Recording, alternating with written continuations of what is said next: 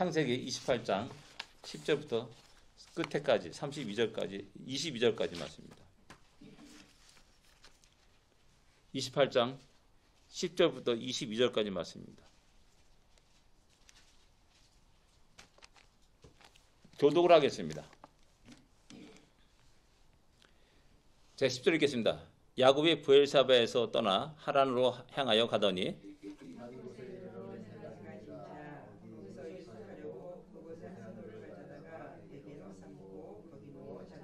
꿈에 본즉 사닥다리가 땅 위에 서 있는데 그 꼭대기가 하늘에 닿았고 또 본즉 하나님의 사자들이 그 위에서 오르락내리락 하고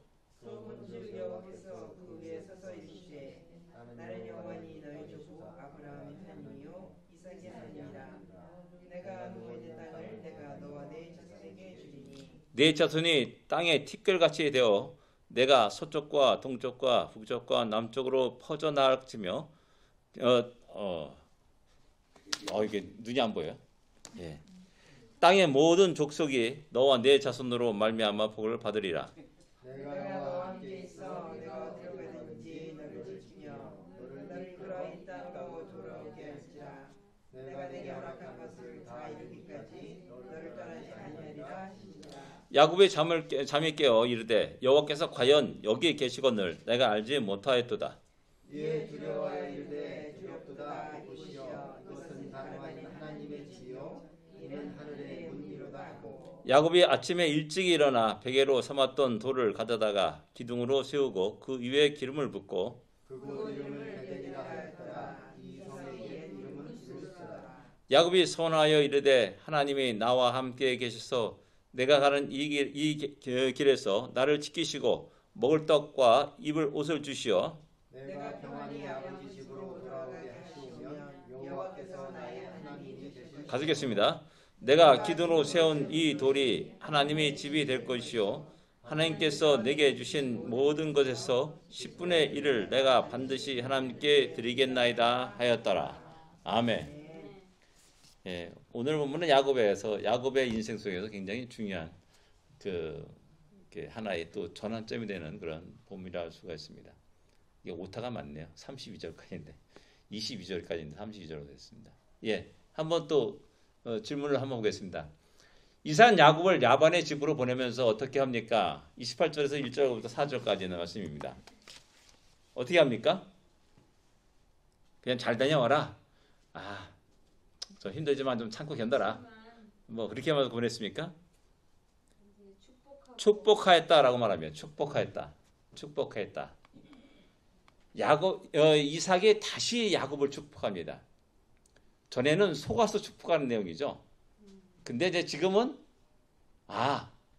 하나님 계획이 야곱에게 있구나라는 사실을 알고 전심을 다해 다시 또 그에게 축복하는 모습을 보여주고 있습니다. 근데 그 축복의 내용이 뭡니까? 축복의 특징이 뭡니까? 전문과 첫 번째와 두 번째 축복의 특징이 나타나고 있고 이거 약간 차이점이 나타납니다. 27장 27절과 29절 보면은 비교해 보면 이게 볼 수가 있습니다. 어떤 차이점이 있습니까? 제일 먼저 우리가 생각하는 것은 그냥 하나님이 이렇게 축복합니다. 하나님이라고 말합니다. 근데 이제 뒤에는 전능하신 하나님이 3절에 보면 전능하신 하나님이 내게 복을 주어 이렇게 말하고 있습니다. 앞에는 그냥 하나님이십니다. 근데 이제 후에는 전능하신 하나님이라는 표현을 이렇게 담고 있음을 보게 됩니다. 이 전능하신 하나님을 우리가 다시 한번 우리 모든 신앙인들이 마음에 품고 살아가야 됩니다. 나그네 쉽게 살아가면서 외로울 때 있고 자기의 연약함을 느낄 때가 있습니다. 그때 바로 이 전능하신 하나님이 나의 하나님, 우리 하나님이라는 사실을 기억하는 자는 그 모든 어려움에서 이길 수 있고 극복해 나갈 수 있습니다. 인내할 수가 있습니다. 또 견딜 수도 있습니다. 그래서 이삭은 야곱을 전능하신 하나님이 내게 복을 주어 이렇게 축복하고 있음을 보게 됩니다. 두 번째 뭡니까? 앞에는 풍성한 축복을 합니다. 곡식과 포도주의 축복을 합니다. 근데 이제 이 두 번째는 내가 생육하고 번성하기를 축복합니다. 예. 나 혼자 끝나면 안 됩니다. 내 후손이 많아지고 또 많아지는 그런 모습을 우리 상상할 수 있어야 됩니다. 이게 인류 역사에 그대로 나타납니다. 지금 기독교인들은 머리가 똑똑해가지고 야가 빠져가지고 산화 제한을 시작했습니다. 그리고 점점 기독교인들은 축소되었습니다. 역사 속에서 계속 축소되었고, 그러나 다른 종교들은 그 반대로 점점점 가난하게 살고 어렵게 살지만은 왜 이렇게 애들을 많이 낳는지 무진장 많이 낳았습니다. 한번 인구가 하얀 길에 딱 내려가는 순간에 이걸 다시 회복할 수가 없습니다. 지금 유럽의 인구가 그렇잖아요. 우리 대한민국 인구가 또 그렇고요. 이제 조만간에 이제 우리 인구는 대한민국 인구는 이제 5천만을 이제 내려가 가지고 점점 이제 줄어들 것이라는 사실을 우리가 이게 예상할 수가 있습니다. 이게 뭐냐면은 우리 인간의 머리로 꾀로 한번 이렇게 하면 좋고 이거 이렇게 하면 내 생활이 더 윤택해지고 내가 더 행복하게 즐겁게 살 것이라고 생각했습니다. 실질적으로 멍멍이나 고양이 키우는 게 더 편합니다.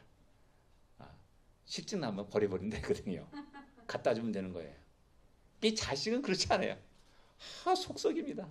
그냥 열받게 만들고요. 화가 나기도 하고요.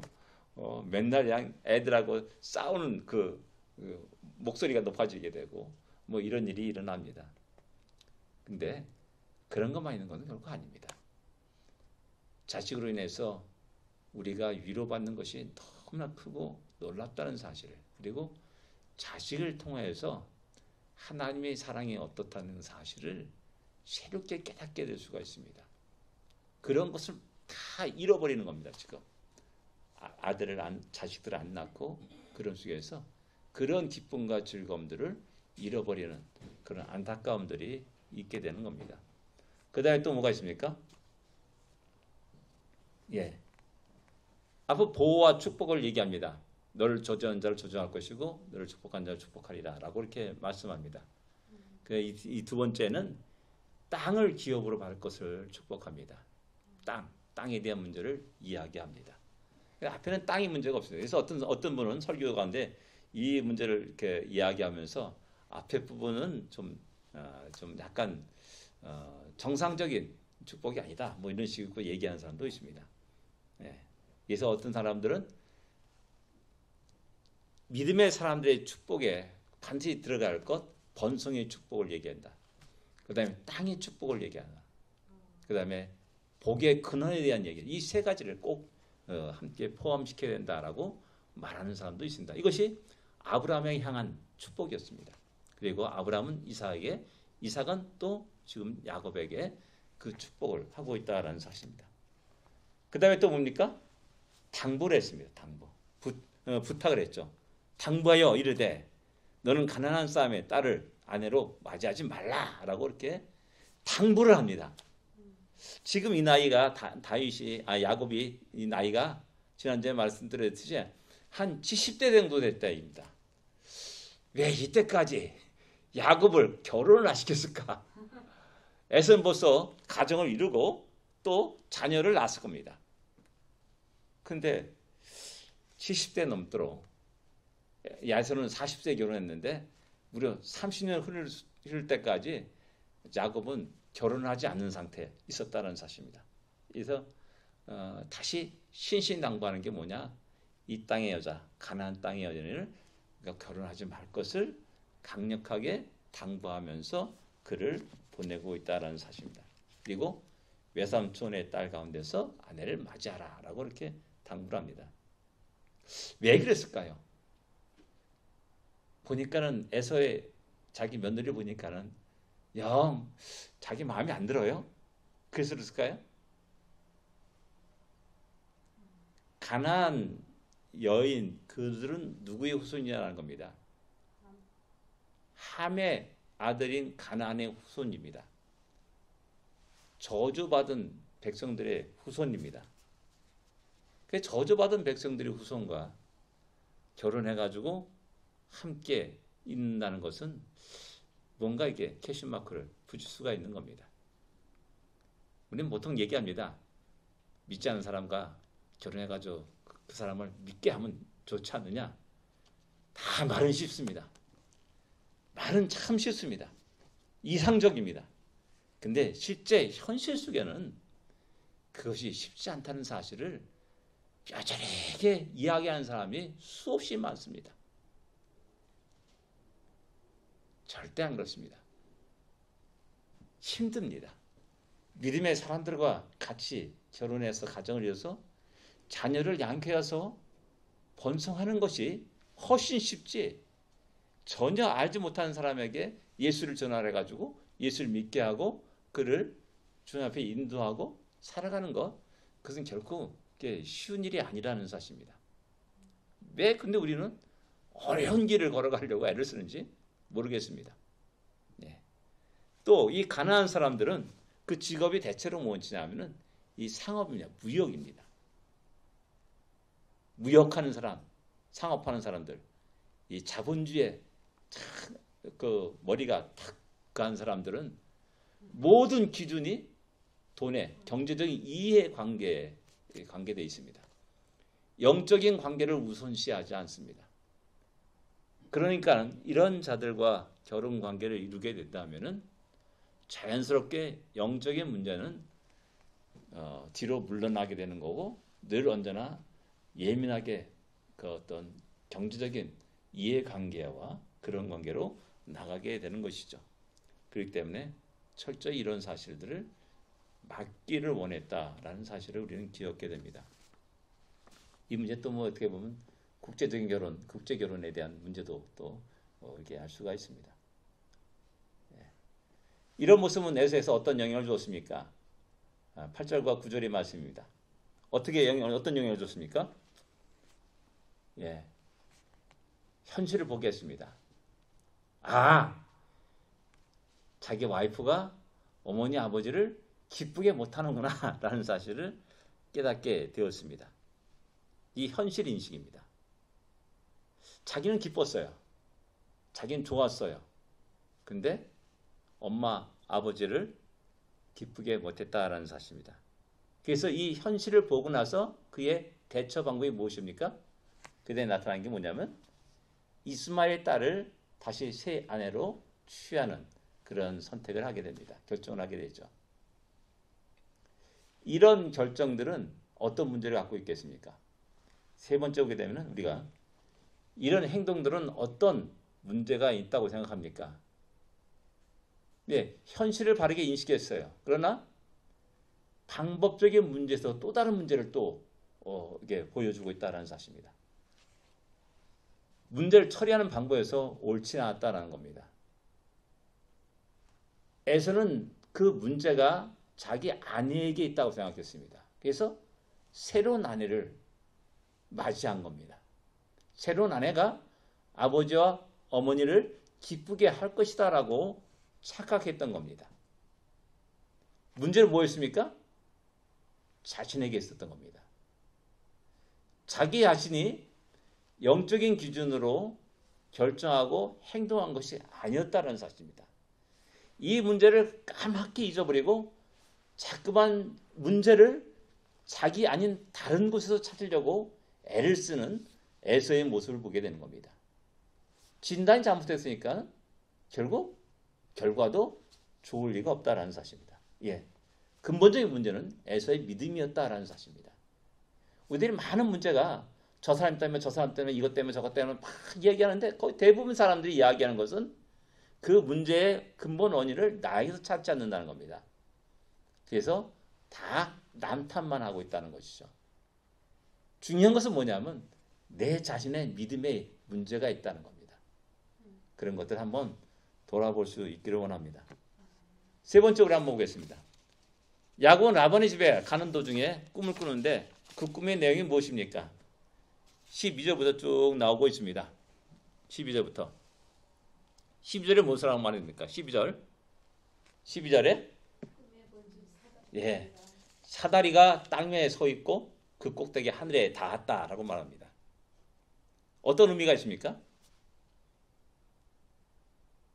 대부분 사람들이 특별히 자연신론자들이 그렇게 말합니다.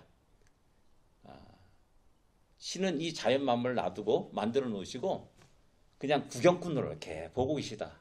그리고 이 자연 만물이 정확하게 1년 360일 해가 공전하고 또 지구가 자전하고 또 달이 돌고 봄, 여름, 가을, 겨울 이게 정확하게 돌아가는 그런 모습을 보면서 어떤 신적인 어떤 그런 것들을 이렇게 느끼게 됩니다.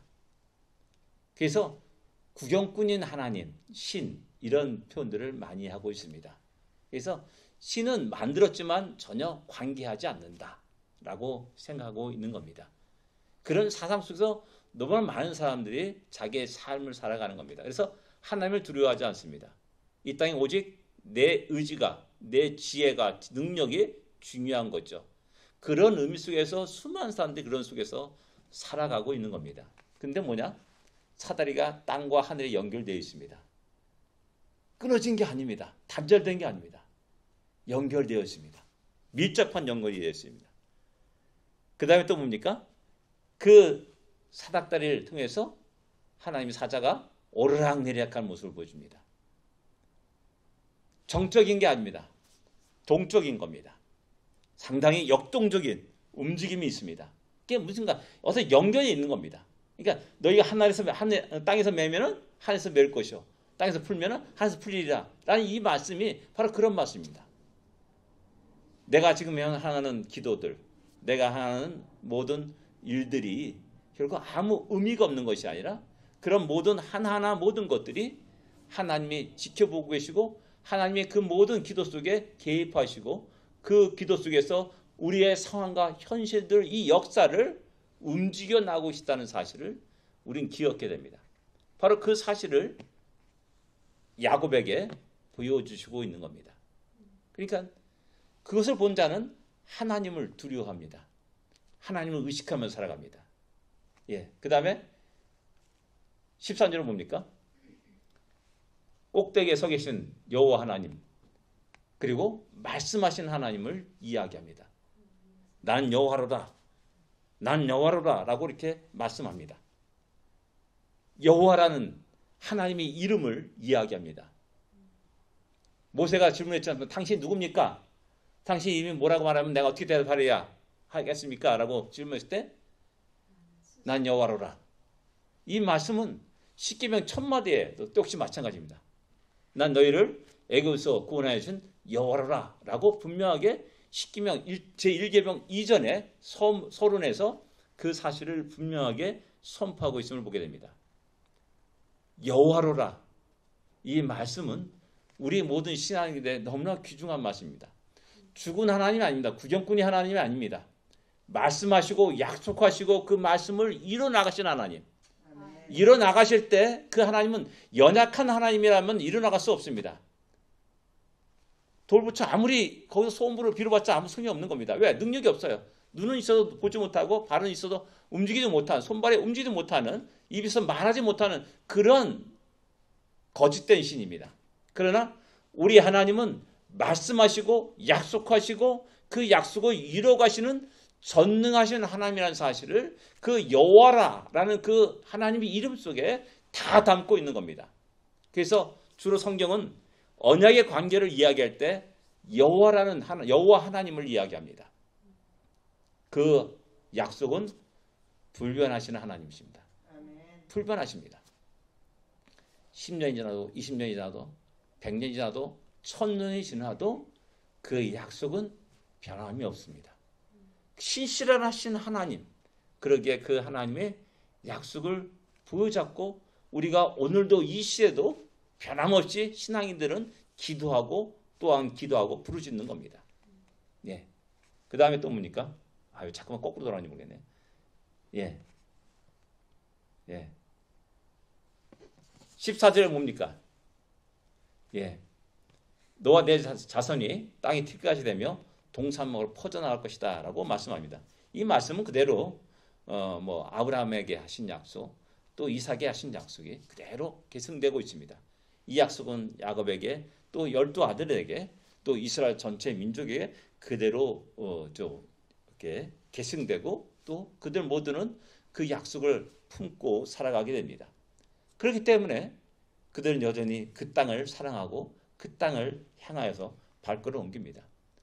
때가 되면은 하나님 비록 무서운 진노와 심판 아래 그들은 그 땅에 쫓겨나서 1000년, 2000년 그게 살아가지고 있지만은 또한 때가 되었다 한다면 또 그들 그 땅을 사랑하는 마음이 있다 한다면 다시 그 땅을 향해서 기꺼이 발걸음을 옮기고 또 그 땅을 또 차지하는 그런 모습을 우리에게 보여주고 있음을 보게 됩니다. 예. 영원히 변하지 않은 하나님의 약속을 부여잡고 가슴에 품고 살아가는 민족이 유대인이라 할 수가 있습니다.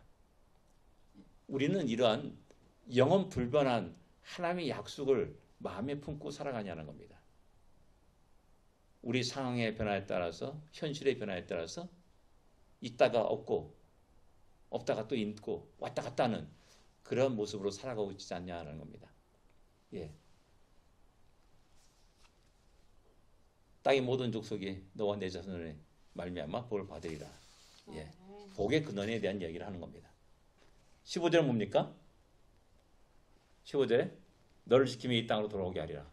예, 다시 하나님이 약속한 그 땅으로 돌아오게 하십니다. 야곱이 나중에 애굽으로 갔다 할지라도 또 그에게 그대로 얘기합니다. 내 후손들이 다시 이 땅으로 돌아올 것이다 라고 이야기하고 자기를 상징적으로 그 땅에 장사 지낼 것을 요셉에게 맹세시킵니다.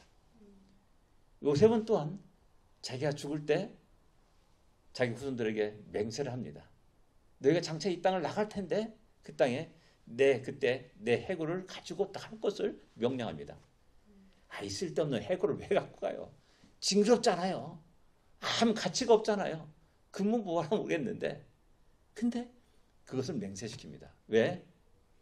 하나님이 변하지 않는 영원 불변한 그 약속이 모든 믿음의 사람이란다면 품고 있어야 하기 때문에 그렇습니다. 그래서 그 땅을 바라보고 그 땅을 향하여 달려가고 그 땅을 향하여 기도할 것을 이야기합니다.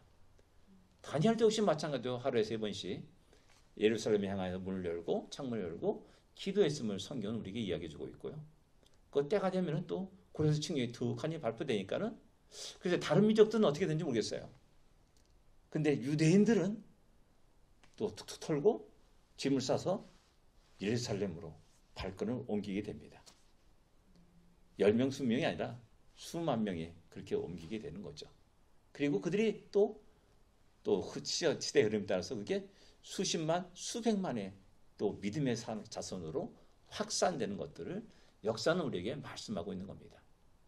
이 하나님의 비전을 잃어버린 백성들은, 민족들은 희망이 없습니다. 사라져버리는 겁니다. 예. 그 다음에 또, 내가 내게 허락한 것을 다 이루기까지 너를 떠나지 아니하리라 라고 말씀합니다. 저는 이 말씀을 참 좋아합니다. 종종 제가 몇몇 분들에게 신방하실 때 이 말씀을 한 적이 있습니다. 하나님이 나에게 허락한 것을 이루기까지 떠나지 않는다. 예, 내가 지금 살아가는 것 다 의미가 있는 겁니다. 아직 하나님 내게 허락한 것 아직 다 끝나지 않았구나. 뭐 그런 것, 그런 마음도 있고요. 하나님 여전히 나와 함께 하시는구나. 나의 그 사명은 나의 생명을 걷어가는 그날, 끝나는구나. 라는 사실을 이제 또 생각할 수가 있습니다. 그래서, 우리들의 모든 사명은 내 생명을 거두실 때까지 계속돼야 되는 겁니다. 그래서 어떤 분은 마지막 죽는 그 순간까지 자기에 향해서 병문안 온 사람들에게 복음을 증거하다가 하나님 나라로 갔다라는 그런 얘기도 있습니다. 바로 그겁니다. 하나님 그 모든 상황 속에서 역사하시고 한 영혼을 나를 통해서 구원받게 하는 그런 놀라운 역사가 있기를 우리는 소망하고 기도할 줄 압니다. 이런 하나님의 큰 비전을 가지고 살아가는 우리가 될 때 우리들의 모든 하루하루 순간순간의 모든 것들은 의미가 있는 겁니다. 그 다음에 야곱의 잠을 깬 후에서 어떤 반응을 보여줍니까? 우리가 잘 알다시피 제일 먼저 16절에 어떻게 말합니까? 예.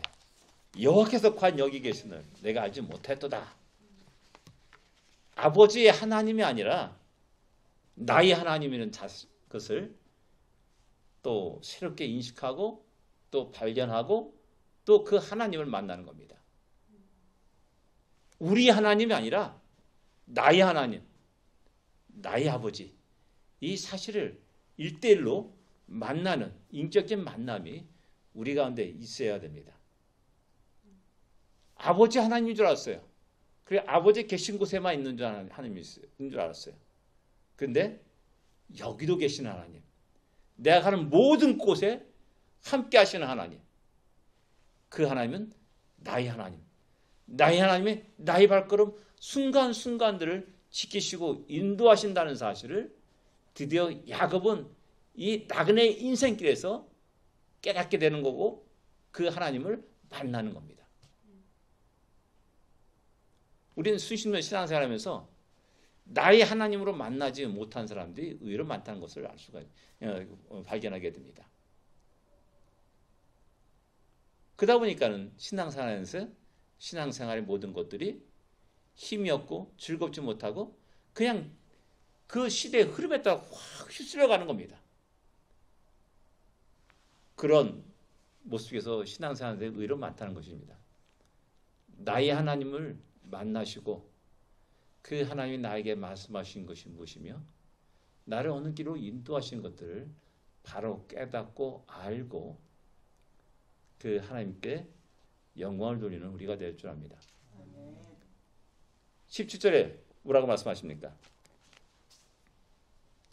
두렵도다 이곳이요 하나님의 집이요 하늘의 문이로다 라고 고백합니다. 이것이 하나님의 집이다. 하나님의 문이다. 하나님의 집이란 뜻이 뭡니까? 베델이란 말입니다. 베델, 하나님의 집, 베델. 그 전에는 루스였다라고 이렇게 이야기합니다. 그 루스란 그 이름이 바뀌어가지고 이제 거룩한 장소가 되고 하나님의 집이 되는 그런 모습을 보여주고 있습니다. 예, 우리가 사는 모든 것들이 하나님 영광을 돌리지 못하는 그런 모습으로 있을 때가 많이 있습니다. 그러나 야곱으로 인해서 이곳이 바로 하나님의 집이다 라는 그런 의미로 바뀌게 됩니다. 성경이 베델의 역사를 쭉 얘기합니다. 베델. 제일 먼저 베델이 이제 여기서 나오는 거죠. 그리고 언제 베델이 나옵니까? 베델의 또 역시 사사기를 보게 되면은 베델에 하나님의 그 법궤가 있었음을 또 이야기합니다. 베델에. 그리고 또 베델은 베냐민 지파 에브라임 지파의 경계에 있는 도시입니다. 성입니다. 그러다 보니까 안타깝게도 그 베델은 베델의 역할을 하지 못하고 우상의 이렇게 금송아지가 세워지는 또 치욕적인 우상 숭배의 장소로 전락하게 됩니다. 그럴 때 장차 요시아란 사람이 나타나서 그 모든 제단을 헐고 그의 죄를 뿌리고 하는 이런 회복시킬 것을 또 얘기합니다. 그래서 그 역사는 나중에 요시아 왕이 등장해서 그 예언의 말씀대로 그대로 그것이 이루어지게 됩니다. 그래서 베델이 아웬으로 우상의 집으로 되었다가 다시 베델로 회복되는 그런 역사도 성경은 우리에게 이야기해주고 있습니다. 어떻게 보면 베델이라는 이 지명을 보게 되면은 우리 신앙인의 굴곡을 볼 수가 있습니다. 한참 참 베델로 역할을 감당하다가 뚝 떨어져 정반대의 우상의 집으로 바뀌게 되는 전락하는 그런 일도 일어나게 되고 다시 그것이 베델로 회복하는 그런 역사를 우리에게 보여주고 있습니다. 그래서 우리는 짧은 10년, 20년 내 세대만을 보라볼 것이 아니라 하나님이 전 역사를 바라보면서 이 역사의 방향이 어디로 향하고 있는지를 똑바로 보면서 오늘 내가 해야 될 일 무엇인가를 찾고 또 그것에 우리 자신들을 헌신하는 우리가 되어야 됩니다. 그 다음에 또 뭡니까? 18절에 예, 돌에 기둥을 세우고 기름을 부었습니다. 이게 우리 잘 알고 있는 야곱이 잠 깨어 일어난 후 그 찬송, 우리 한국 사람들이 가장 또 많이 부르고 또 즐기하는 찬송가라고 이렇게 이야기합니다. 근데 안타깝게도 요즘 젊은이들은 찬송가를 모릅니다. 그리고 복음성가만 압니다. 근데 우리가 잘 알다시피 찬송가들이 다 그 역사가 있고 이야기가 있습니다. 왜 이 찬송가가 지어졌는지 그 역사가 있습니다. 그렇게 보면 우리가 찬송가에 대해 그 가사를 한번 유심히 살펴보면서 그 찬송을 함께 부를 수 있는 우리가 될 수 있기를 원합니다. 예, 야곱은 기름을 부었습니다. 그리고 그것을 역시 마찬가지로 베델로 이렇게 부르게 됩니다. 진정으로 이 베델은 나중에 너무 크신 은혜를 받았다 하지만은 야곱은 깜빡 잊어버리지 않습니까? 예, 그래서 돌아와서 어디로 갑니까? 베델로 가지 않고 세겜으로 갑니다. 세겜으로 들어갔다가 큰 곤욕을 당하죠. 자기 딸 디나가 강간을 당하는 그런 상황 속에서 시몬과 누굽니까? 레위가 쳐들어가지고 세겜성 사람들 전부 다 죽여버리고 그 딸 디나를 구출해 오고 그럽니다. 그래서 너무나 깜짝 놀라가지고 이제 하나님 명령에 따라서 내가 이제 나타났던 베델로 올라가라라는 말씀을 듣고 그 베델로 올라가죠. 하나님께 제사 드리는 그런 장면이 또 이어서 나오게 됩니다. 예. 그 다음에 20절, 22절에 보면은 하나님께 소원을 합니다. 야곱은 이것이 바로 하나님의 집이다라는 그런 의미에서 소원을 합니다. 그리고 내가 11조를 하나님께 드리겠나이다 라고 이렇게 이야기합니다. 이 11조를 여러분들은 그냥 하나의 율법주의적인 그런 관점에서 받아들이지 마시고 이 놀라운 약속을 하나님이 야곱에게 해냈지 않습니까? 은혜를 부어주신 겁니다. 내가 어디로 가든지 함께하겠다. 넌 복의 근원이 되겠다. 라고 약속하시고 은혜를 베푸십니다. 하나님의 의지가 하나님의 능력이 그렇기 때문에 결국 그렇게 될 수밖에 없는 야곱의 인생입니다. 하나님이 야곱을 그렇게 축복하십니다. 자기 가진 모든 것들이 다 주님께로부터 온 것이라는 사실을 인정하는 사람만이 11조를 드릴 수가 있는 겁니다. 내가 얼마나 땀 흘렸는데 때 앞에서 고생했는데 이걸 어떻게 아깝게 줄 수가 있느냐. 이 한 톨이라도 줄 수 없다. 낭비할 수 없다. 이런 사람은 절대 11조를 드리지 못합니다. 그러나 하나님 나에게 건강을 주셨기 때문에 일할 수 있고 하나님이 이렇게 나에게 이런 사람들을 보내셨고 이렇게 또 복을 주셨고 이런 모든 상황과 환경들을 만들어 주셨고 이렇게 생각하는 사람들은 거기에 자기의 소득의 10분의 1도 뛰어드는 거. 이 모든 거 다 주님의 것이지만은 그 가운데 일부를 주님께 드리는 거죠. 여기에는 자기 신앙 고백이 들어있는 겁니다. 내가 이 재물을 의지하지 않고 하나님을 의지한다는 그 신앙 고백이 들어있는 겁니다. 이 모든 것이 하나님의 은혜라는 사실을 또 고백하는 겁니다. 그러나 그렇지 못한 사람은 야 요즘 뭐 11조 드릴 뭐 필요가 있느냐. 요즘 이상한 사람들이 그런 얘기를 유튜브에 많이 얘기합니다. 신학자들이 이야기하고 뭐 구약에 뭐 어쩌고 구약에 뭐 그 시대나 그런 것이지 뭐 지금 이 시대에 어떻게 그런 게 있느냐고 뭐 이런 얘기를 헛된 얘기를 망발하는 사람이 많이 있습니다. 아닙니다. 그것은 우리의 신앙 고백입니다. 하나님의 은혜를 깨닫는 자가 기쁨으로 감사함으로 그 일부를 드리는 겁니다. 그런 의미에서 여러분들 11조를 한번 율법적인 관점에 11조 내면 뭐 야, 하나님 복이 쏟아지더라. 그러니까 만 불을 내면 그 10배 곱하기 10, 10만 불의 복이 쏟아진다. 뭐 이런 식으로 또 얘기하는 거 엉뚱한 사람이 있습니다. 다 거짓말입니다. 다 속지 마십시오. 그렇게 드린 게 아니에요. 하나님 나에게 주신 너무나 크신 은혜가 너무나 크고 놀랍기에 내가 그 일부를 주님께 드리는 나의 마음과 신앙 고백이 있고 감사가 거기에 들어있다는 사실을 기억하면서 우리의 헌금 생활에 되어야 될 줄 압니다. 여기 나와 함께 하사 지키시고 먹을 걸 주시고 입을 걸 주사 평안히 아비 집으로 돌아오게 하시면 여호께서 나의 하나님이 될 것이요. 이 말씀이 약간 좀 캐션 마크 붙이는 말씀입니다. 조건 있잖아요. 이렇게 하시면은 여호께서 나의 하나님이 되실 것이요. 그건 이상하네요. 조건을 붙여요. 어떻게 보면 대부분 영어 성경도 그렇게 번역되어 있습니다.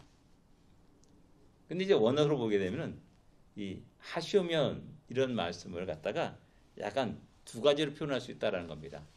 그래서 어떤 조건적으로 이렇게 이런 거 있고 또 이유를 말하는 그런 것이라 할 수가 있습니다.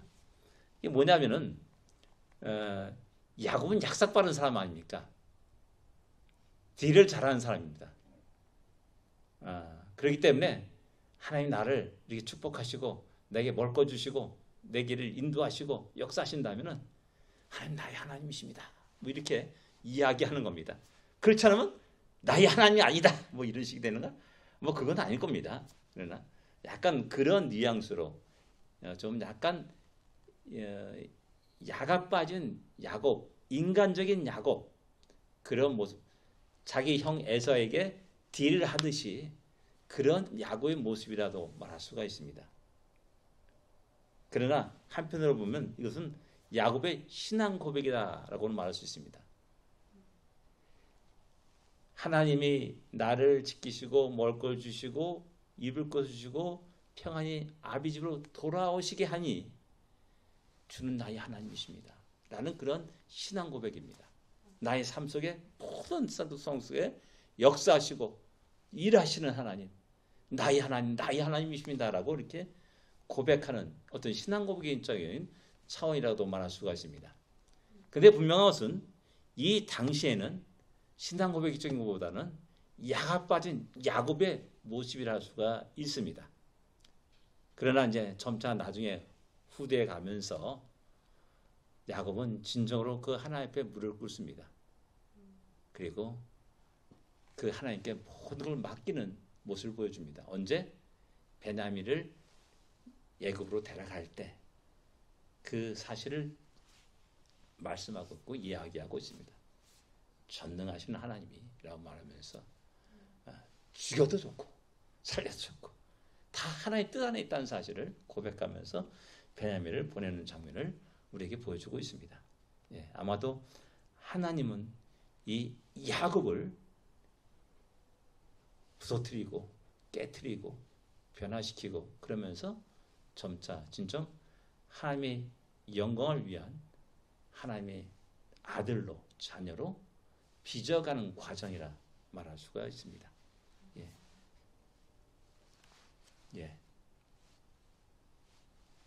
한번 생각해 봅시다.